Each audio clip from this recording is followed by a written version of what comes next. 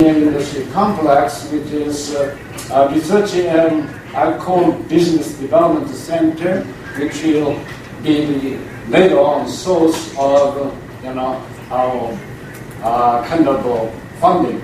And Wesley Brewer is in charge of that project.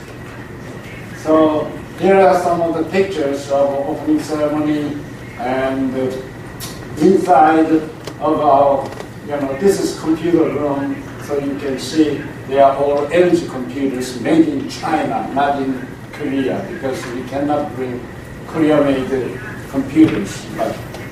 And we have the visual conference room, so well, our current status is our vision is global university beyond imagination. We would like to be a global university, and over the last 4.5 years, our students increased from 100 to 426, graduate students from 50 to now 89, so on, and faculty from 20 to 135 faculty and staff. But at the beginning it was mostly Korean ethnics, but we have more applications rather than Korean ethnics. And still more Korean nationalities due to 524 sanction. That is a real hurdle because of that my former students cannot come who are Korean nationalities. So this was the first batch of the students. Then this year we have 10 female students came in from high school directly, and this is one of the typical class I'm teaching computer graphics, and this is project. What I'm giving as a project is something like Chairman did, animation, so that they can work in research center. By the way, Pororo, even North Korean people, they know about the Pororo, but they cannot see Pororo inside in North Korea. You know why? Because the background is too luxury. So, okay, these are faculty members in November 2014, and Wesley as one of the vice president of the year, and there's Dean Eisenbarth. And what are you doing? Lecturing, community meeting. This one used to be faculty meeting, but now even family can have, once every week. And advising thesis for their students to receive the mass. Then every Sunday we have a worship service inside first. The devotion by first faculty and staff members are their efforts to foster talented young people in science and technology and business needed for economic development of the DPRK. So what I'm trying to do is teach how to catch a fish rather than giving fish. And we teach soft skills such as ethics, virtues, trust, appreciation, and patience with a Christian spirit, exemplifying in showing love, sacrifice, and service by working as volunteers without salary. Students know our faculty members do not receive any, salary, and they really appreciate it. And they are thinking, why they come to teach us without a salary? Well, conclusion is they are Christians. Trying to bridge between DPRK and the Western world, guiding postgraduates to contribute to the globalization of DPRK. Well, lab equipment is still very poor. Library, yes, we have e-books, like more than 4 million e-books. And we added the Division of Medical Science last year, and we had 3 graduation ceremonies, 2 for the graduate school, 1 for the undergraduates. So this is our medical science, so Division of Medical Science. There are 5 schools: School of Public Health, School of Dentistry, School of Medical Science, School of Pharmacology and School of Nursing. And this fall, we are opening public health and dentistry. So these are the pictures of many people are wondering what they do after they graduate. For example, last year, May, we had 44 students received an MS degree, and 18 of them came back to post, 5 for the PhD program, 8 as an instructor, and 5 as the researcher at the R&D. And here are the students who received the masters under me, so maybe they are the ones who are working, who came back for PhD program. And this was the first graduation for the undergraduates, 99 students graduated, and this time, because of the Ebola, we could not invite from outside of DPRK. But the ambassadors who are in Pyongyang, they came to congratulate them. Matter of fact, Gifford, his British ambassador, was 2 days ago in South Korean Seoul. I saw his picture at the Korea Times. I talked with him on the phone. He was so glad. And this was a graduation ceremony this March. And also our student who received the masters in University of Westminster and University of Cambridge in London, they received their certificate from ambassador in Pyongyang while during our graduation ceremony. Well, globalization effort. We already had 2 international conferences, first and second, and this fall we are going to have 3rd. And during this international conference, so distinguished scholars come from all over the world. So our students have a chance to meet. And for example, in the first conference, the keynote speaker, one of them was Peter Brewer, who was a Nobel laureate. He received the Nobel Prize in 2003 in chemistry. And another keynote speaker was David Alton. He is a Lord in the British House of Lords. And the second post-conference, the keynote speaker was Neil Spalding. He is an expert in the biology area, especially stem cells. And David Hilmers, he went to space 4 times, but after he retired as an astronaut at age of 42, he went to medical school, and now he's a medical doctor, professor in the Brewer University in Texas. And the students are so impressed when they hear, when they heard he started medical school at age of 42. Can you imagine that? He was one of my students. He gave a presentation at the second conference.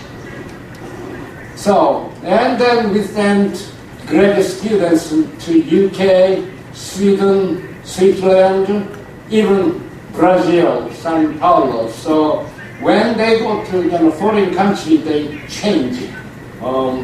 At least for me, I found that they changed. Then we have international collaborations, such as establishing PARC, that's supposed to, I know the research center in R&D, that's British, Brazil. And we have study tour of seniors and graduate students to China. In June of last year, we sent 28 undergraduate students. This year, in June, we sent 22 undergraduate and 5 graduate students. So they learn many things outside of, Pyongyang. So look at here. When 3 of them went to England in 2012, this was when they left the Pyongyang airport, this is the picture when they arrived at Heathrow Airport in London.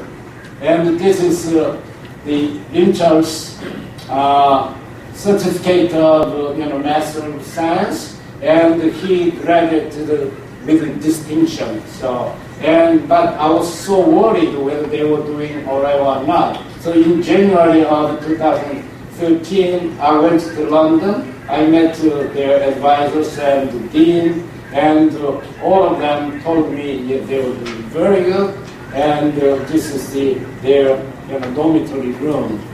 And when I went into their dormitory room, the first thing I did was, what do you think of what I did? I looked at the walls.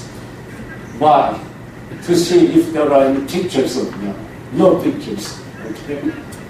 And no, they did not even wear the badge. So, okay, this is collaboration, and the Brazil ambassador came to congratulate this opening, and here's Wesley. They are the ones now. They got masters in computer science, but now they are working for MBA in Brazil, São Paulo University. So, okay, so conclusion. Collaboration with the DPRK on science, technology, through science diplomacy will contribute to world peace. That's my belief. Science and technology in DPRK, they emphasized by the government, and they are strong in basic science and theory, especially math, and the efforts to foster talented SMT members, highly advanced in computer software area, but weak in commercialization and marketing technology. So, from my experience of working with the DPRK since 2000, I found that the following factors are needed in addition to science diplomacy for a successful engagement of DPRK. They are trust, homogeneity, patience, and love. So, we need your prayers and support. Okay? Thank you very much.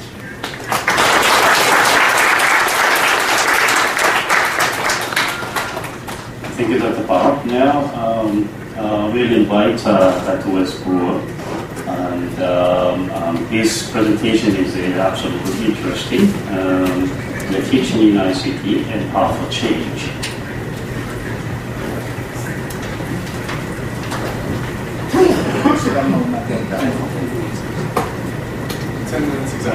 Okay, hello everyone. I'll try to make this quick.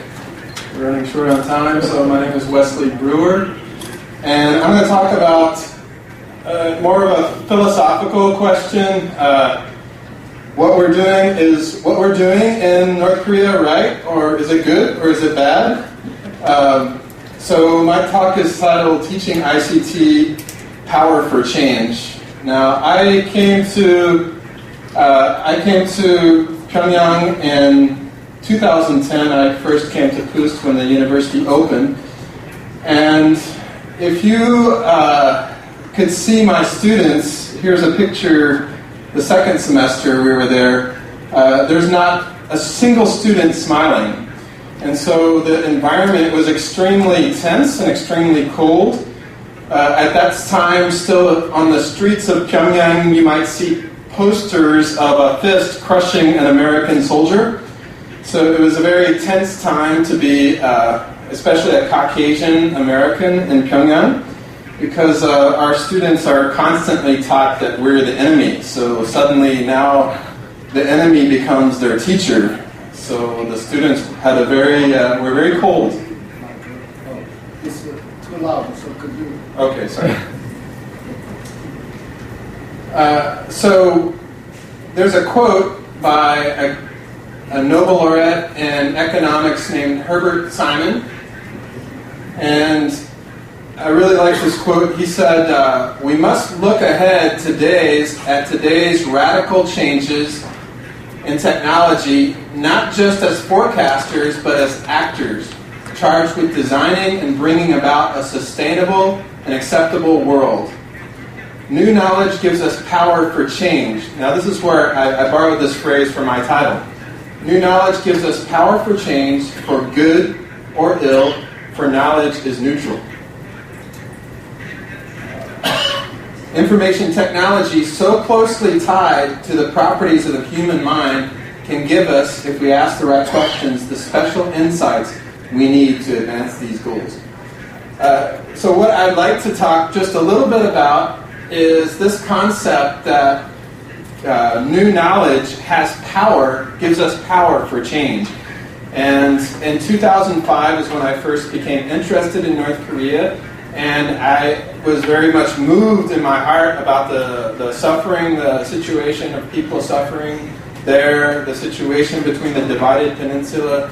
And I thought, is there anything I can do to work towards change, to bringing change to improve the lives of these people? And so, actually, new knowledge gives power for change. The problem I've encountered is that most people only think that knowledge in North Korea, giving knowledge in North Korea, produces ill. That means produces bad results. And this is overwhelmingly the response I get when I say, oh, I'm teaching in PUST, at PUST. And they say, well, aren't you teaching them how to build nuclear weapons? Or always this. So doesn't teaching technology in North Korea just help to prop up the regime? Aren't we really teaching them how to be computer hackers?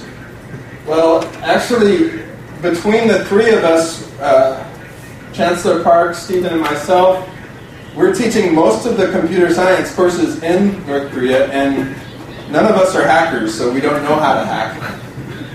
We don't know how to teach them how to hack. They already know there's already schools in North Korea for teaching students hacking and that. So that's not our job. So as I mentioned here, the new knowledge gives us power for change, for good or ill. If we only think about, if we're only scared that when teaching technology is going to produce nuclear weapons, we never think about, what's the question I want to ask is, can we use technology to produce positive change in North Korea to improve the economy, but also to produce change which will lead towards reunification? And I think we need to be asking these questions, and I think it's very healthy to ask these questions. Actually, the U.S. Bureau of Industry and Security has done a very exhaustive study of all the technologies that which could lead to developing weapons of mass destruction.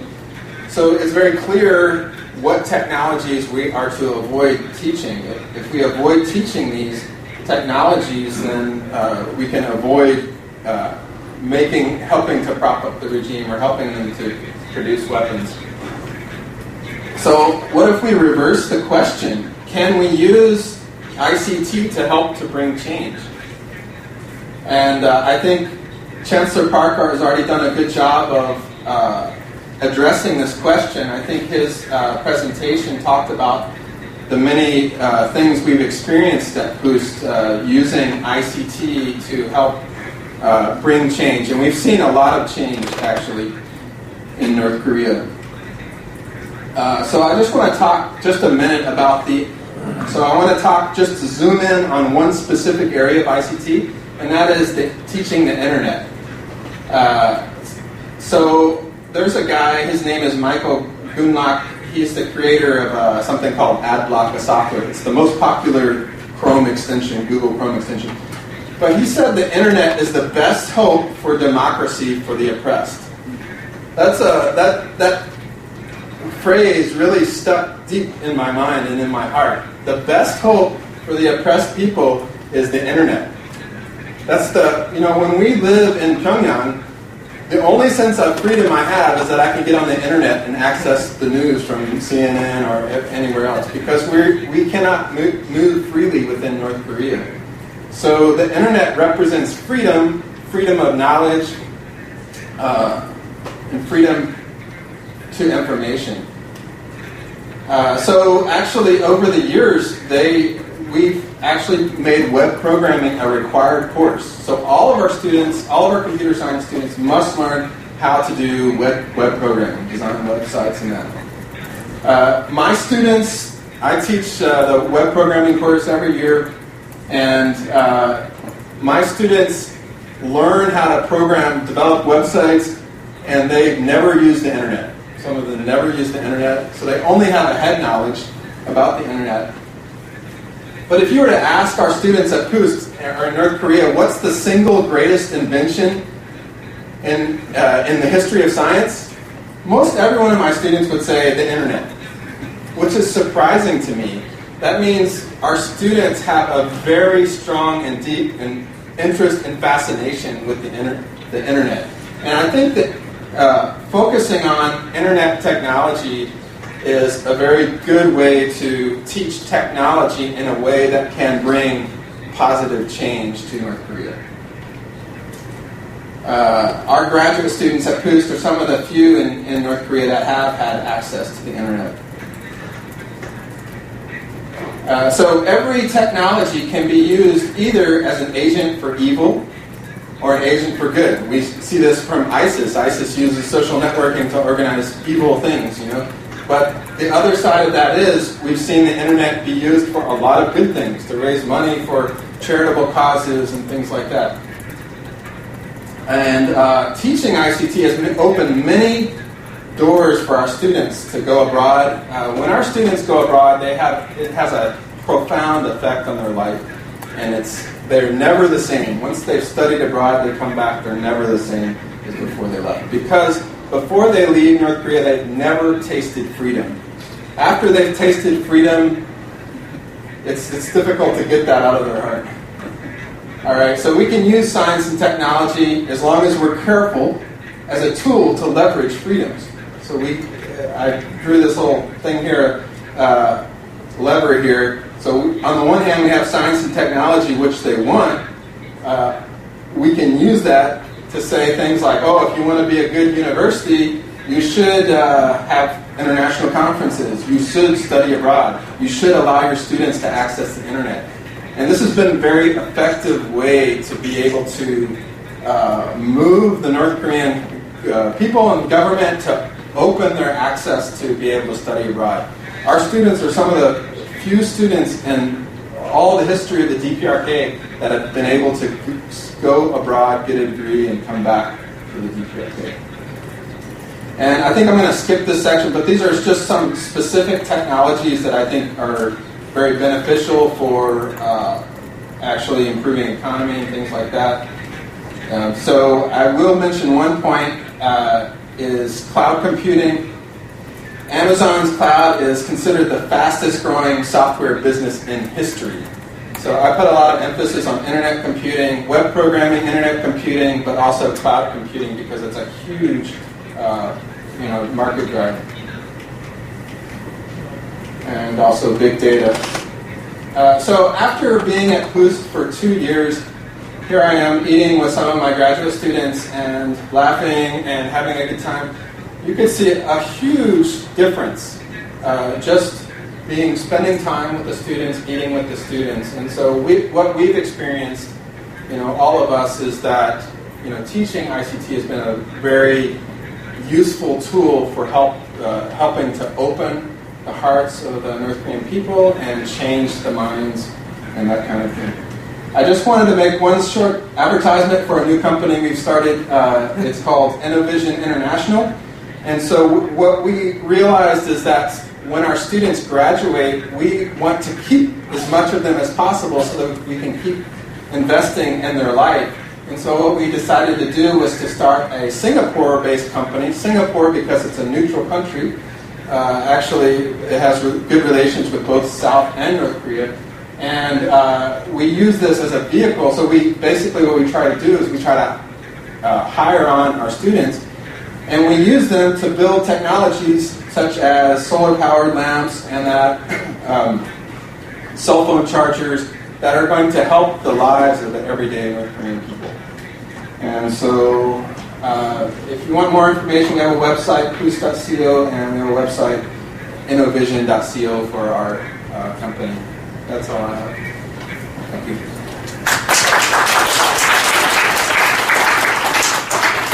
Thank you very much. Now, we'll invite Dr. Stephen Eisenbarth to the podium.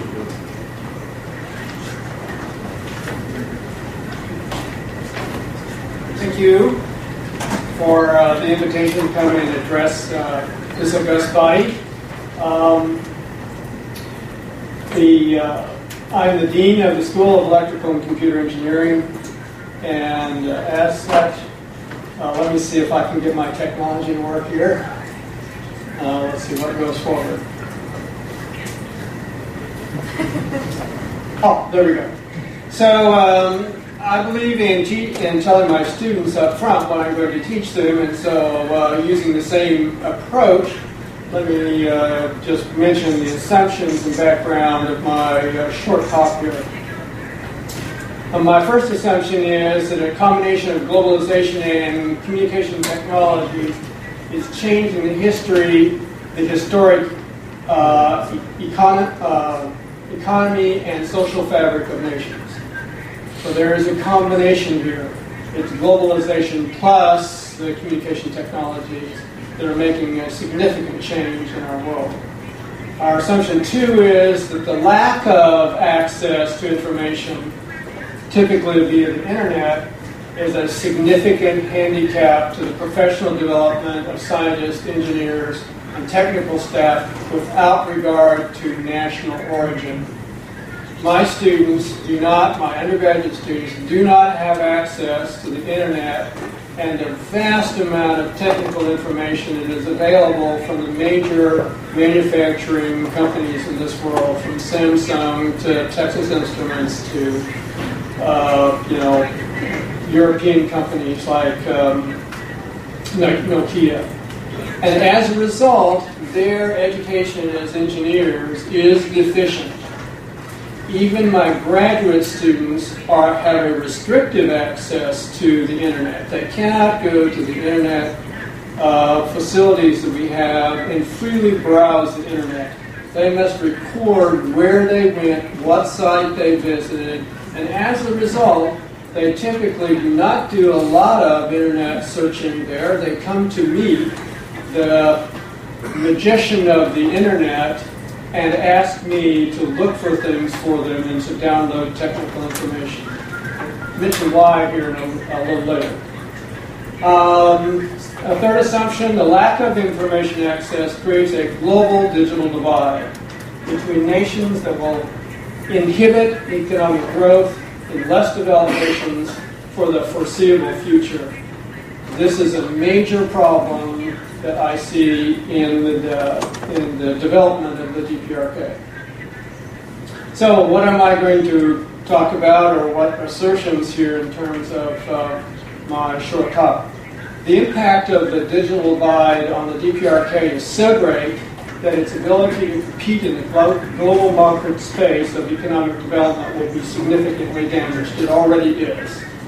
It is not a player in the global market at this point, simply because the digital divide is so great between, for instance, the South and the North.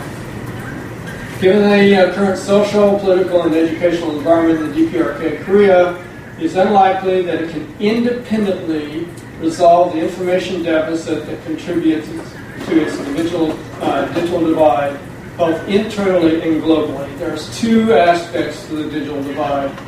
A divide that divides this country in terms of information, this peninsula, into a country that is one of the most wired countries and the highest communication rate in the world versus almost nothing in the north. And that's a huge divide that has to be overcome before real reunification can take place. Number 3 is POOS provides an opportunity for smart and savvy students who seek English language skills and internationally recognized education programs to be part of that effort to bring the DPRK into the new and up into to the digital world. And about 80% of our students, when asked why they came to our university, will say they wanted to learn English.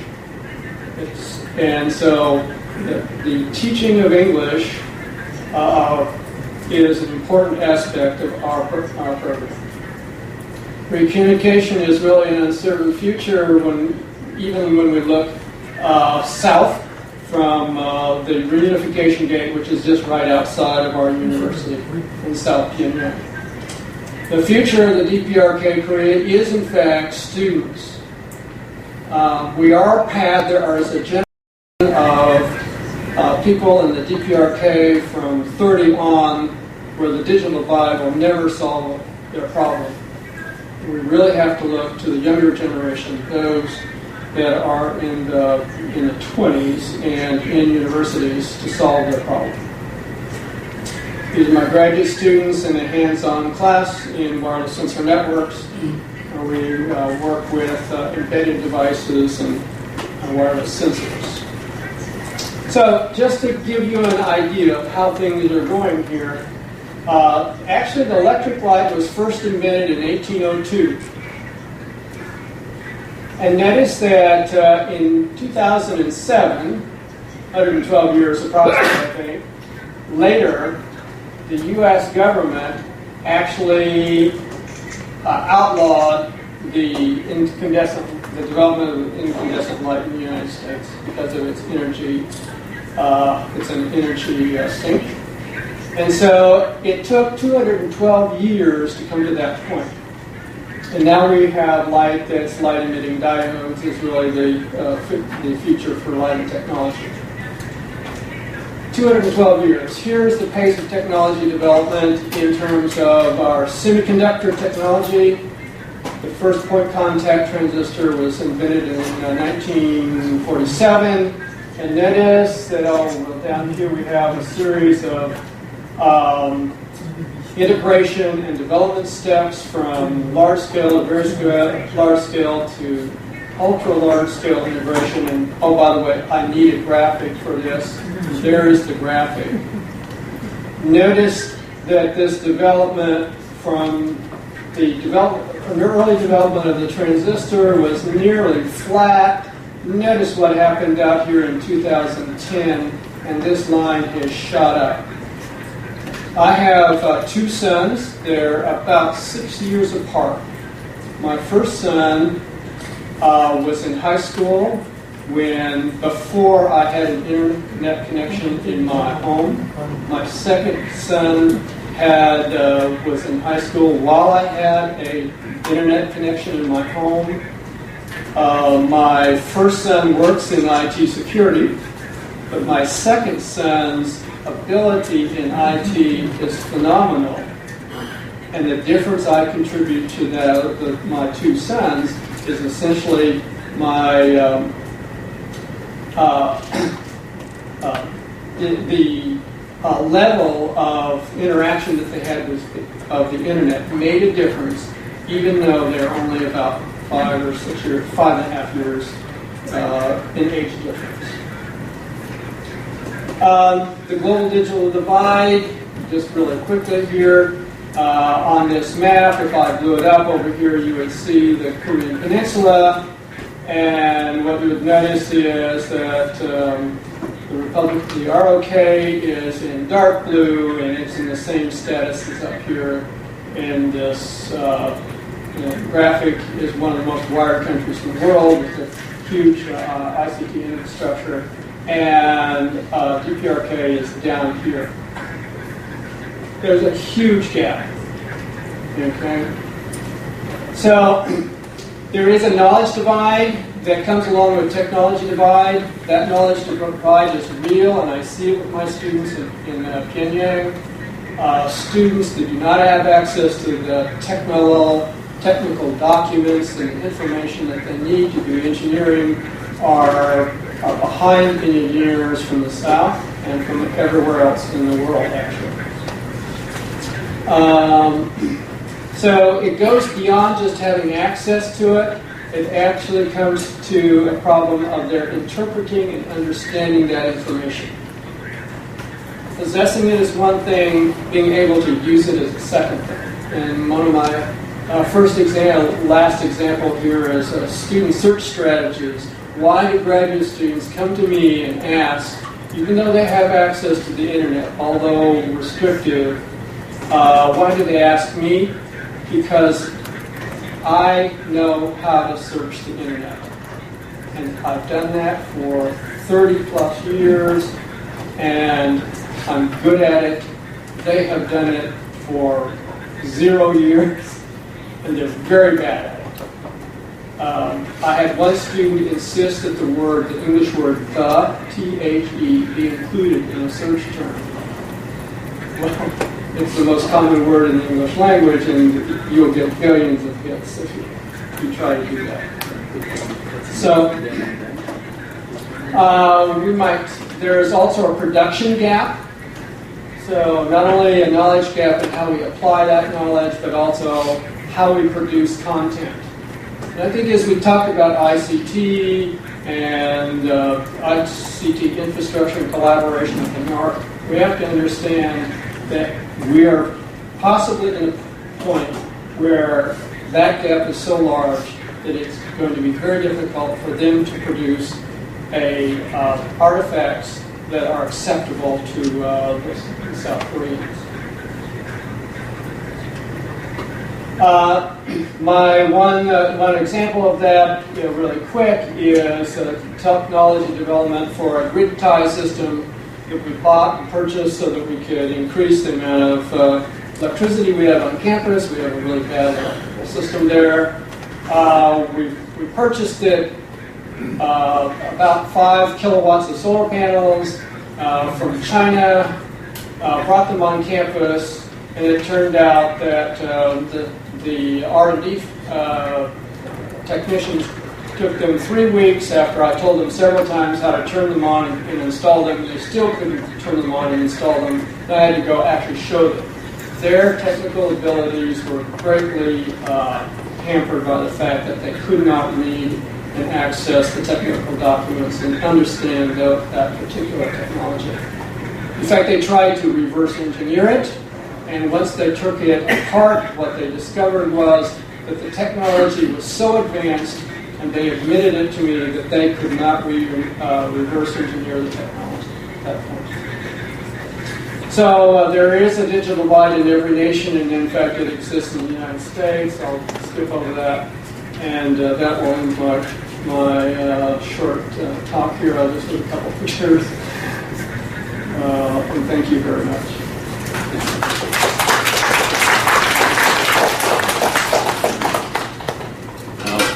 Thank you very much, doctors. Actually, what we wanted to do was, after listening this gentleman, and then for the supporters of the Korea Policy Foundation and the participants today, that we wanted to have sort of first-hand information from these doctors about their lives in PUST and so on and so forth. But unfortunately, the time is always a constraint. So before we take the question from the floor, perhaps that on behalf of, say, the scholars, and then some, say, group of scholars in the South, and then even in the United States, let me just allow me to ask you a few questions for perhaps that you might then give us that your views in short answers, or it can be even long answers as well. Sure. I'm sorry to just press you by the time and the shelters. Conference is always like that. But anyway, let me tell you, ladies and gentlemen, this professor's interview, as I understand, will be there in the newspaper. Perhaps it is a little bit too late for today's paper, but tomorrow or the day after. So there is a faction of scholars, even in the United States. Actually, this was a very hot debate during the late 1990s and then early 2000, pertaining to the this diplomacy towards China. In other words, that Mr. Lake, Anthony Lake, and so on, and this kind of liberal people want to use the sort of an engagement policy. And then the other one, the other factions, opposite factions want to gain settlements. And then something like a book like Miss and Kruger, that Kruger talks about this, what we call this externality effects.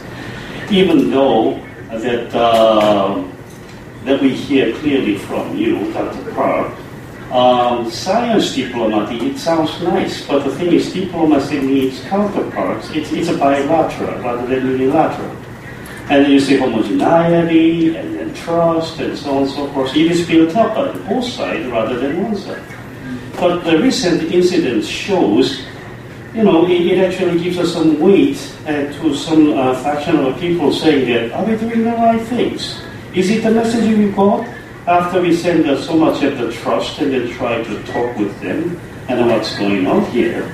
So that's why they say that, IoT is the PhDs are breeding ground for hackers and so on and so forth, saying that it goes to Dr. Brewer and Dr. Eisenbarth. The externality is an important thing. Actually, it is a reality. As Dr. Brewer said, the technology is neutral. It can be the agent of evil. It can be the agent of good. But the thing is, we know throughout the history that it is actually the regime and the people how they choose the technology to be used. So that actually that your themes are all integrated as far as I understand, starting from Dr. Park, science diplomacy, and then technology for changes, and then the filling of the digital divide, and the second level divide, which is the production gap, so that economic development would again support the change, and then the change would support the science diplomacy. But the thing is, there is an assumption Dr. Park said is that homogeneity and trust and then love. If these assumptions collapse, actually that your initiative collapses too. So to this, what do you see the future of this Korean Peninsula and inter-Korean cooperation? Can you just tell us about this before we take the questions? Thank you.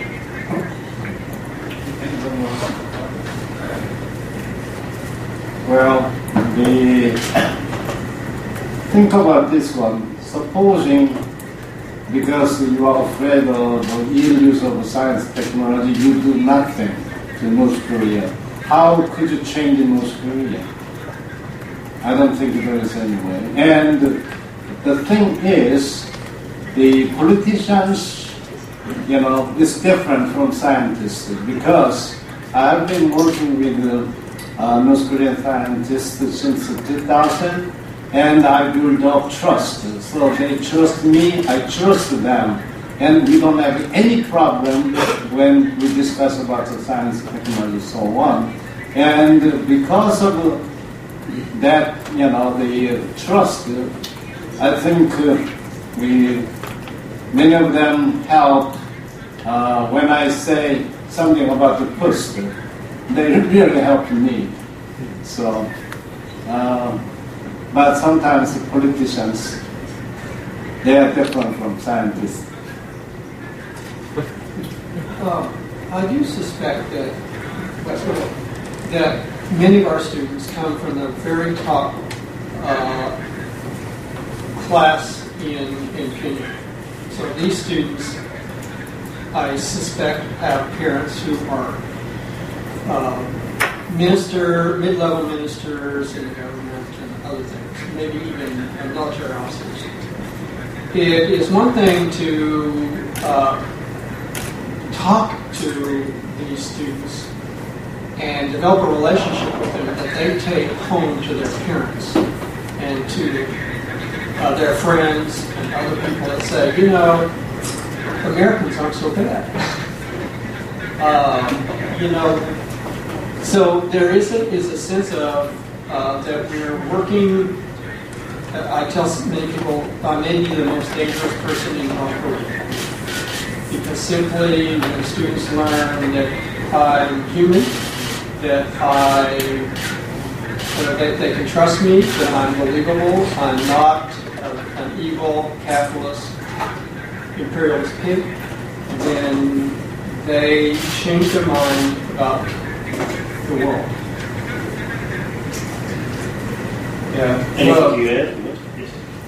Yeah, like Stephen has said, I've also experienced, after we were there for a while, I think the North Korean government had to figure out a way how to reconcile the fact that we were the enemies, but that we were also the ones that were invited to teach their top students. Yeah, in addition that you are all Christians.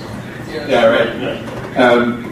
And one of the ways they have reconciled this in their minds is they've come to the point to believe that the American government is bad, but the American government, the American people are different than the American government.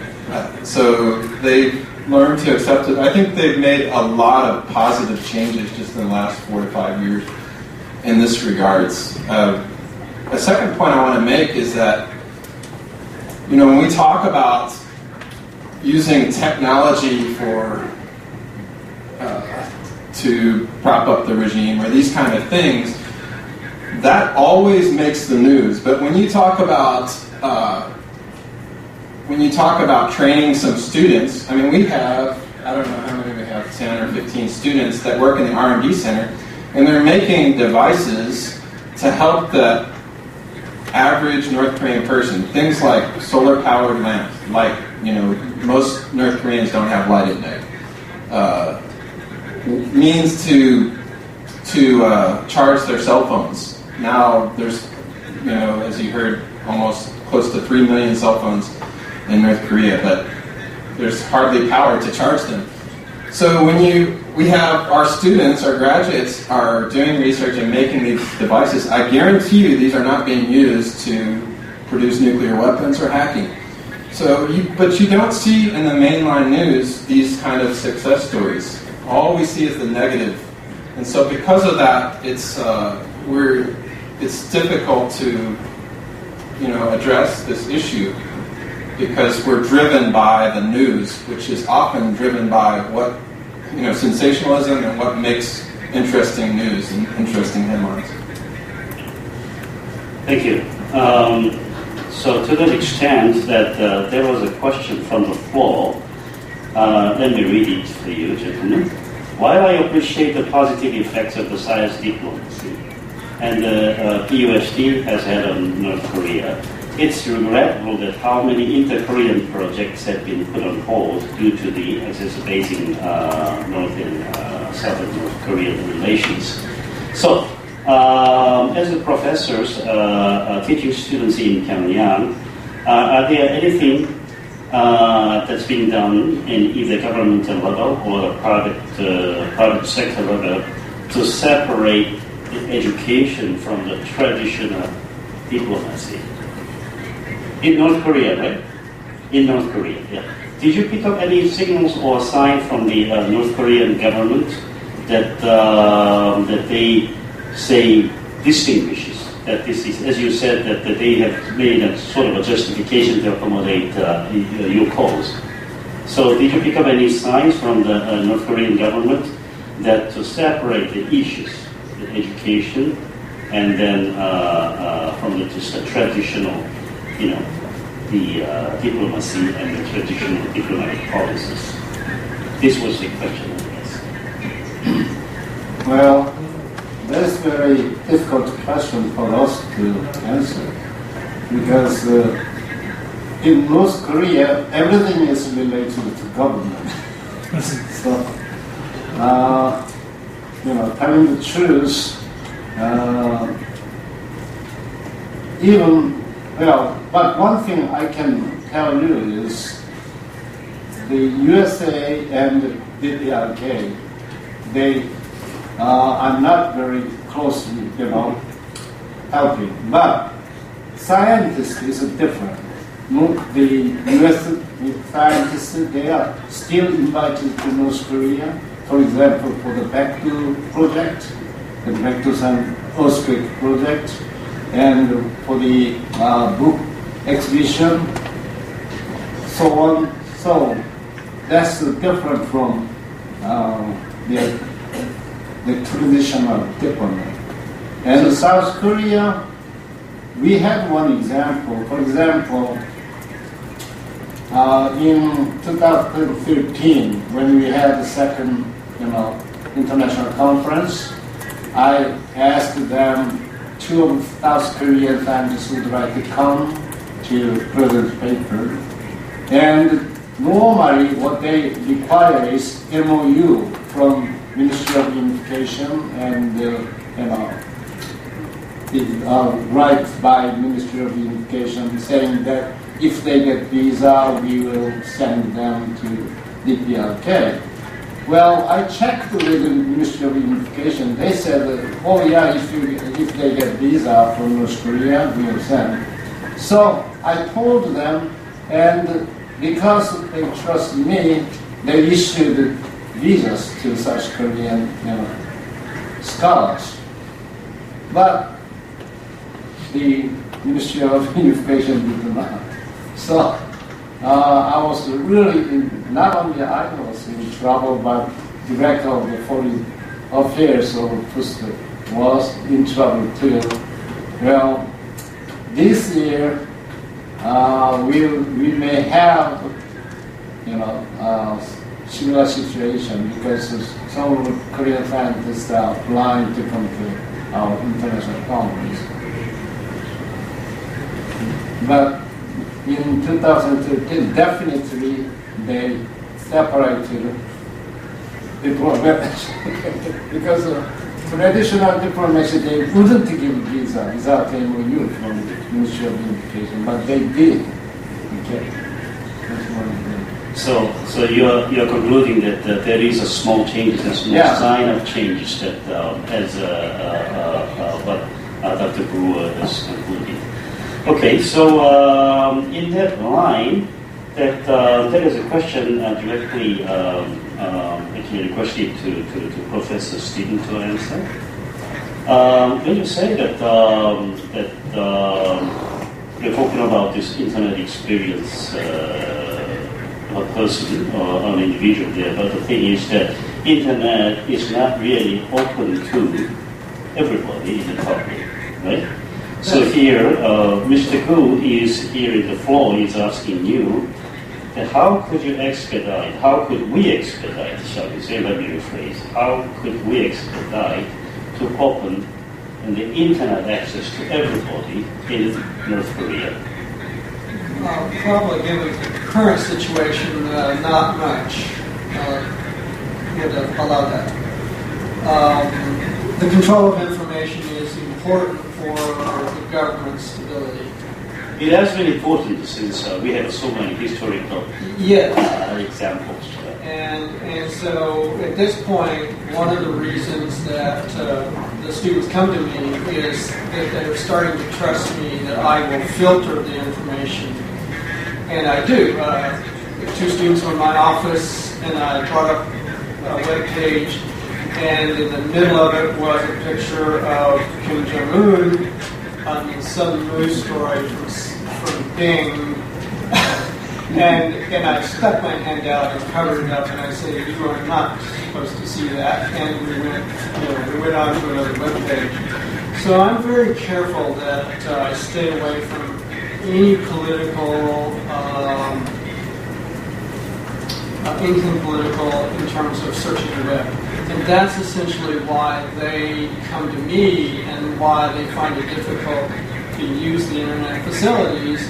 They need to stay away from that. They're told, don't go there, and that's a little difficult for them. That means then that as long as that there is a necessity for the North Korean government to control the information, then that there is no actually positive, affirmative policies that we just force. None that I'm familiar with. Well, excuse me, I can add one thing. There is a changing. That is, the postgraduate students were allowed to use the internet. It was kind of experimental for North Korean government, whether it will be okay or not. Now, Kim Il-sung University and Kimcheck University of Technology, they are in preparation to allow their graduate students to use the internet.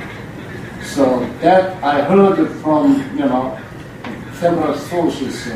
One from Kim Il-sung University, one very closely related other third source. So I think it will be open to them.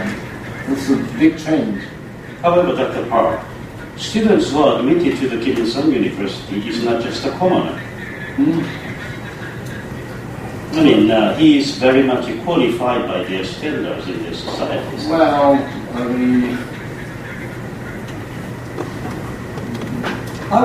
I would say the same thing about our students. Yeah. They're not.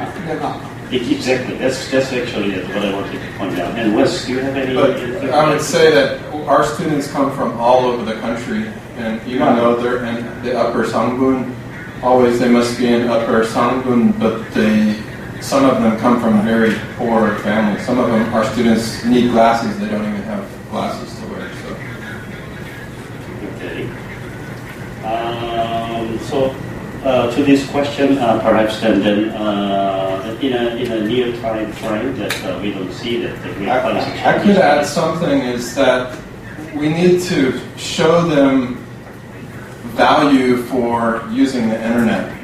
We need to persuade them that, for example, one thing we've been trying to do at our R&D center is we're trying to do IT outsourcing, but you really can't do IT outsourcing without connection to the internet. So basically, it's basically them weighing if you want to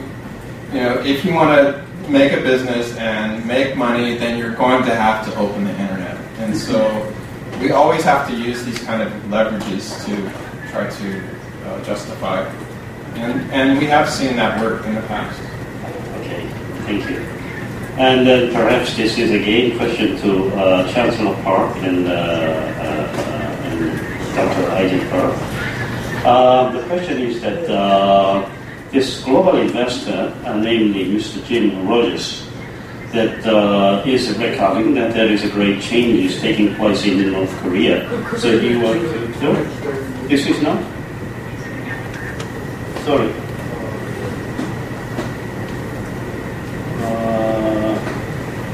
Anybody else say yes, sir?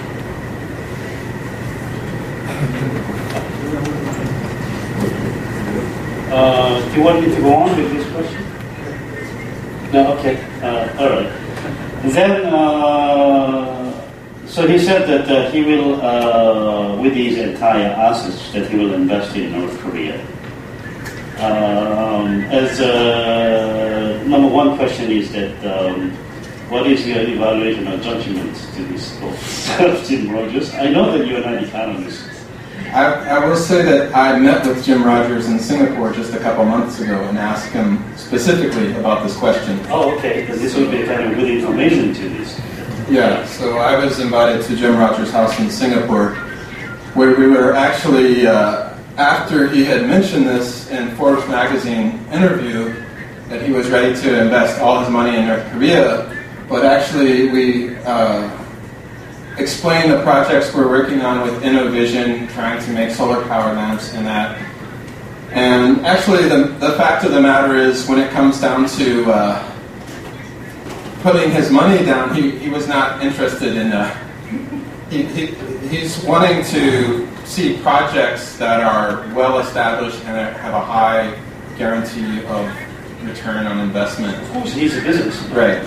So I think in that sense, there's a difference between, because most projects in North Korea are not well mature, well established. They have a very high risk, and the return on investment is very uncertain. So, but I met with a number of investors in Singapore, and a lot of actually American investment companies are very hot on investing in North Korea.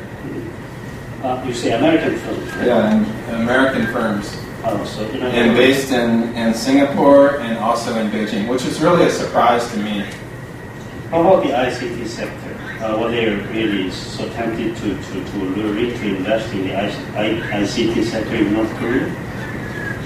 Mostly in minerals and mining and those kind of things. Oh, I see. But I will say that what they see and what Jim Rogers sees is that North Korea has the most potential to change of any country in the world now. And you have, with the new regime that's in power, there seems to be a lot of emphasis on change towards to bring about economic reform. And because of that, that's why he made these comments. Well, that's what's in Roger's perspective. Right. And, Chancellor Park, anything to add to this?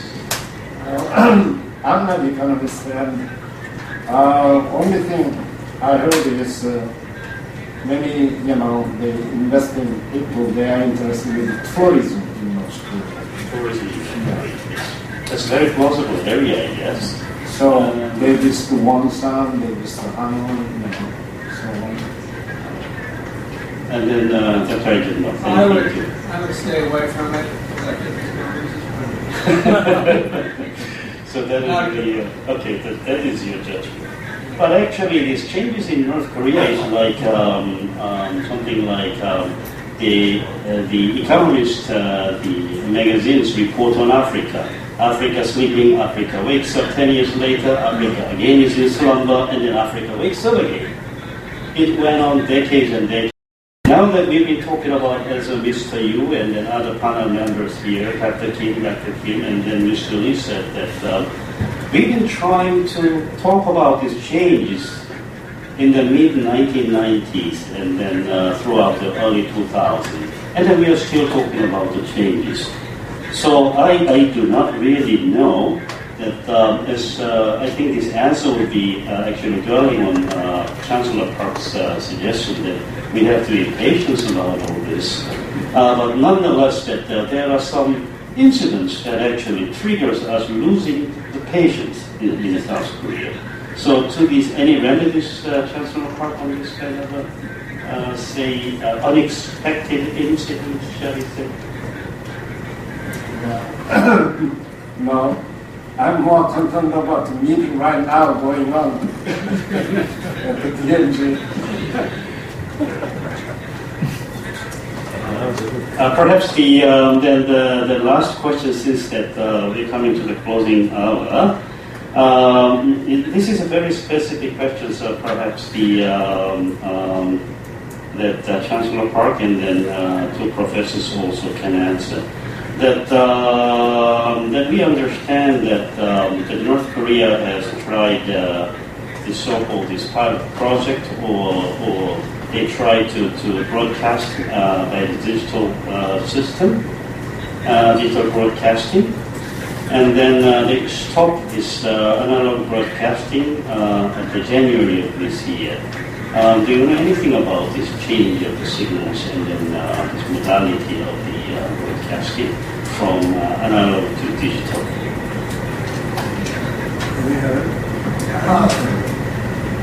No, that's really news. Since I only have an analog TV, I couldn't tell.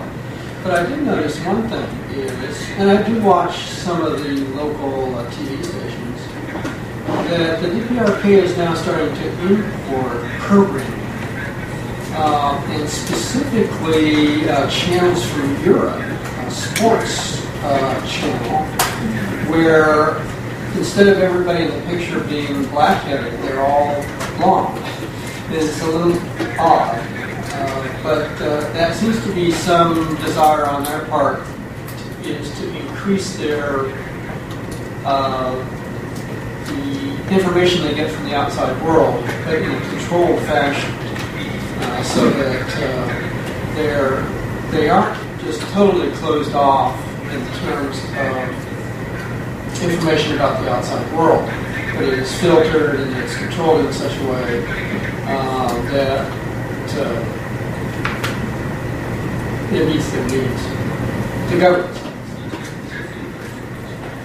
Okay, there was a second question, but I think it is not really pertinent. It is about the cooperation in the area of the broadcasting, and then this is about the distribution of TV sets and radios and so on. So, actually, gentlemen, I actually intentionally assumed the role of the devil's advocate. Actually, I'm also neutral. Actually, based on the intention of Mr. Lim, the president of the Korea Policy, chairman of the Korea Policy Foundation, just that we want to try to garner that your life and then your thoughts in the PUST as much as possible. But unfortunately, it always a time constraints. So, but I personally thank you very much for all your acceptance, and then I'm very much honored to lead this session. And then perhaps that you will guide us more about this ICT cooperation in a practical way. And then I believe that you will be the agents and the conduits of this North and South cooperation. And then as you are now, thank you very much, gentlemen. And then 대단히 감사합니다.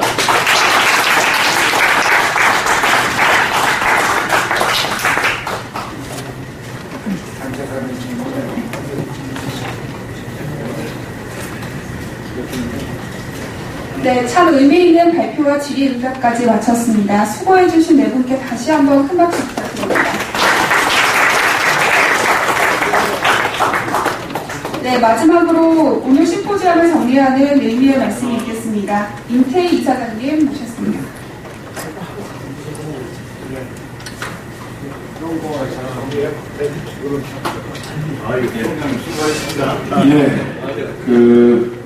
여러분, 끝까지 정말 많은 분들께서 함께하고 계십니다. 재미있으셨죠? 네. 아마도 오늘 이 행사를 통해서 상당히 새로운 정보도 얻으시고 그랬을 것 같습니다. 그래서 먼저 분명히 좀 밝히고 싶은 것은 오늘 발표를 하신 분들 좀 앉으시죠.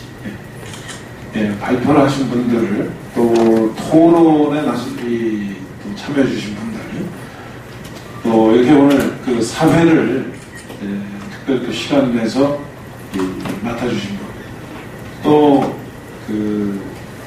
이게 정확하게 서로 토론의 내용을 공유하기 위해서 동시 통역을 해주신 그 두 분께서 계십니다. 오늘 모든 분들이 사실상 저희 재단 행사에 재능 기부를 해주신 겁니다. 여러분, 그런 좀 각별한 이런 행사였다는 점을 좀 여러분들께 말씀드리면서 기꺼이 재능 기부를 해주시고 오늘 이렇게 좋은 기회를 해주신 모든 분들께 여러분 큰 박수 한번 부탁드립니다.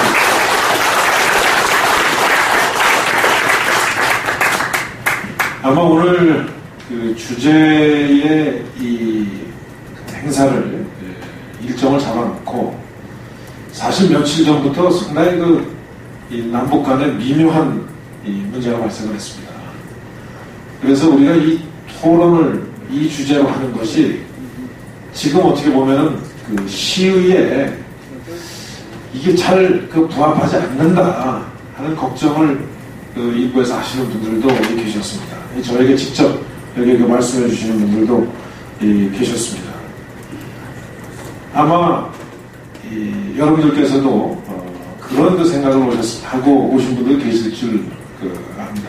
그러나 오늘 이 자리를 통해서 그런 걱정이 사실 기우였구나, 그런 걸 여러분들께서 좀 확인하시는 계기가 됐었으면 좋겠다. 또 많은 분들이 아마 그러시리라고 저는 믿습니다.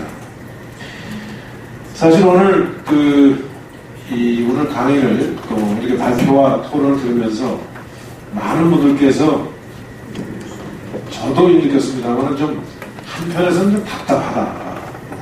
남북관계에 여러 가지 정보도 부족하고 답답하다 하는 것을 느끼시면서도 또 현장에서 직접 우리 평양과학기대 학생들과 만나 생활을 하시고 또 강의를 하시고 지도를 하시는 이 세 분 선생님들 말씀을 들으면서는 아마 새로운 정보도 여러분들 많이 얻으셨으리라고 생각합니다. 아울러서 이미 상당한 변화가 북한 사회에 이미 진행이 되고 있구나 하는 점을 느끼셨을 겁니다. 근데 따져보면 박상모 우리 총장님께서도 결국 정부 북한 당국에 대한 답답한 점을 직접 표현 안 하시지만 그런 내심에 그런 느낌을 간간히 저도 말씀에서 느낄 수 있었는데, 이 남과 북이 사실은 따져보면 답답한 거는 정치고 정말 문제는 정치인 것 같다 하는 생각을 아마 이 자리에 많은 분들께서 공감하셨어야 하는 생각합니다. 근데 그렇습니다. 결국은 이제 이런 문제들은 정치인들이 사실은 나서서 양국의 지도자들이 양측의 지도자들이 나서서 허심탄회하게 이 미래 문제를 토의할 때 저는 이런 문제가 제대로 된 해법 그리고 제대로 된 이 어떤 미래로 나아갈 수 있다고 생각합니다. 남과 북은 제가 모두에서 말씀드렸다시피 사실은 함께 가야 되죠. 또 하나가 돼야 된다. 아마 정치권에서 양측의 지도자들이 이 점에 대해서 분명한 인식을 공유한다면 저는 과학자들이 동일한 목적을 가지고 아무런 문제가 없이 협력하고 소통하듯이 저는 지도자 간에도 정치에도 저는 큰 문제 없이 남북 간의 문제들을 해결할 수 있다고 믿습니다. 결국은 이러한 인식을 가질 때, 이런 공통된 인식을 가질 때, 이 남북 간의 관계가 지속 가능하고, 또, 이 일관성을 유지할 수 있다고 생각합니다. 또 그런 인식을 가지고, 우리가 함께 가는 존재고, 또 하나가 돼야 되는 이 주체라고 하는 이런 인식을 서로 공유할 때, 저는, 그리고 아까, 우리 박찬호 총장님이 참 잘 정리해 주셨는데, 서로 신뢰할 수 있고, 또 동질성을 확인할 수 있고, 또 그 인내심을 가지고 서로의 차이점을 극복할 수 있으면서 사랑할 수 있는, 저는 이런 이 토대가 마련돼서 그리고 지속 가능한 남북관계, 발전하는 남북관계가 가능하리라고 생각합니다. 저희 재단은 이러한 이 현실을 직시하고 있습니다. 그래서 흔히 정치는 두 발을 이 현실에 담그고 있다고 얘기합니다만 저희 재단은 한 발은 이러한 남북 간에 존재하는 현실에 발을 담그면서 또 한 발은 또 새롭고 우리가 반드시 해결해 나가야 될 그런 미래에 한 발은 디디고자 합니다. 오늘 행사는 저는 그런 의미에서 준비되어 있고 여러분들께서도 그런 시각으로 오늘 행사를 이해하시면 오늘 아마 많은 느낌과 소득이 있으시라고 생각합니다. 부디 우리가 남북 간의 여러 가지 노인 문제들을 이제 진정으로 이 남북 간의 국민들, 남북 간의 사람들의 삶의 개선을 위해서 좀 미래를 위해서 머리 맞대는 그런 날을 저희가 기대하고 또 함께 만들기를 기약하면서 오늘 토론회에 참석해 주신 여러분들께 정말 저희 재단에 늘 불신양면으로 도와주시고 참여해 주시는 여러분들이야말로 이런 운동에 늘 동참하시는 동지라고 생각합니다. 여러분들께 다시 한번 머리 숙여 감사드리면서 오늘 마무리 말씀에 대신하겠습니다. 감사합니다.